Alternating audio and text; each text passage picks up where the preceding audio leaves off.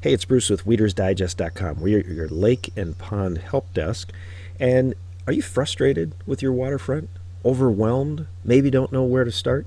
Well, today I want to just show you a great testimonial that was sent in by one of our customers. He went from this to this, and he did it in only one day with one guy. Now, the key to that is very simple. It's having the right tools. Now, at the same time, you got to be able and willing to work hard at it, but the key was having the right tools. Now, before I share those tips of having the right tools, just look at the difficult environment that he was dealing with. In this environment, he had super tall cattails. They were very mature. They had been there for many years, obviously. Below the water, or on the surface of the water, you've got thick lily pads with roots that go down to the bottom. I don't know if you've ever seen lily pad roots, but they can be anywhere from an inch to up to 4 inches thick. Just big, massive root structures. Then on top of the lily pad roots, there was about a foot of muck. There was filamentous algae mixed in, plenty of submerged vegetation that you can't see in this photo, and then, of course, the stagnant water. So what he did was, using the right tools, he started out, he had the aquatic vegetation groomer, the weed shear, and the big tooth lake rake. That's all he had for this project. The aquatic vegetation groomer is a gas-powered machine. The weed shear is a very simple, great value hand tool. Sold about 9,000 of them, so we got plenty of them out there.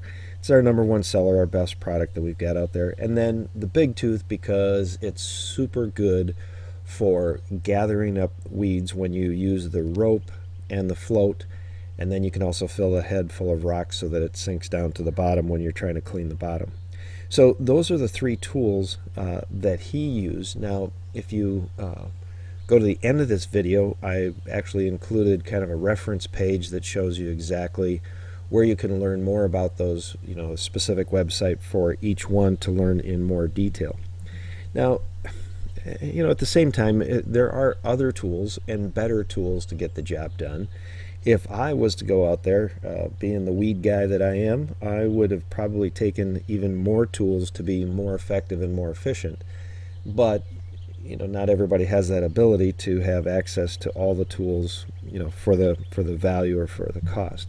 So if I was to go out there, I would have also brought with me my aquatic mower.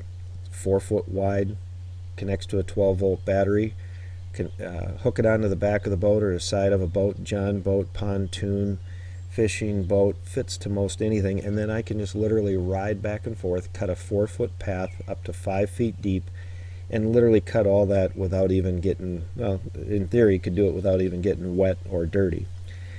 After I would get done with the mower, I know that I would use the other tools that I spoke of, such as the weed shear, to do some of the cleanup. But I would also go after the lily pads roots so that I can actually solve them from a long-term approach. And to do that, I would use my lily pad ripper.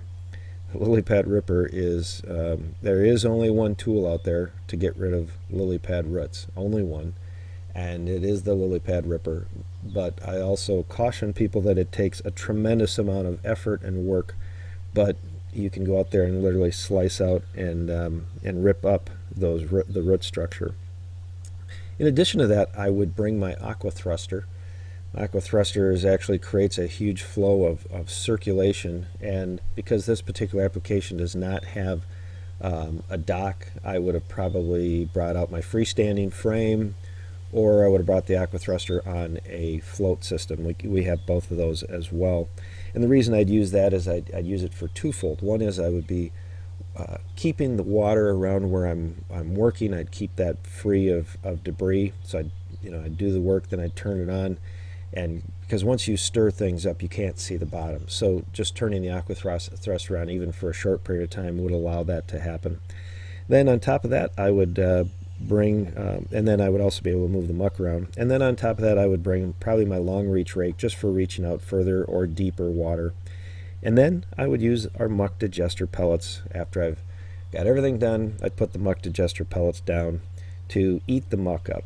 So those are the tools that I would bring in addition to those three that our customer had brought.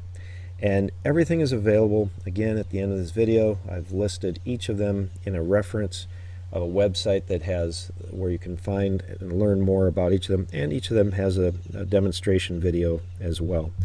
So I hope that I've helped you today. Hope that I've given you some hope that you can do it too.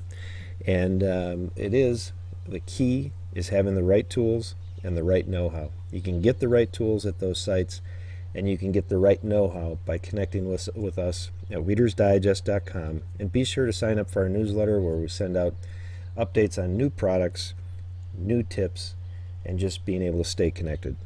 All right. Hey, thanks for stopping by. weedersdigest.com.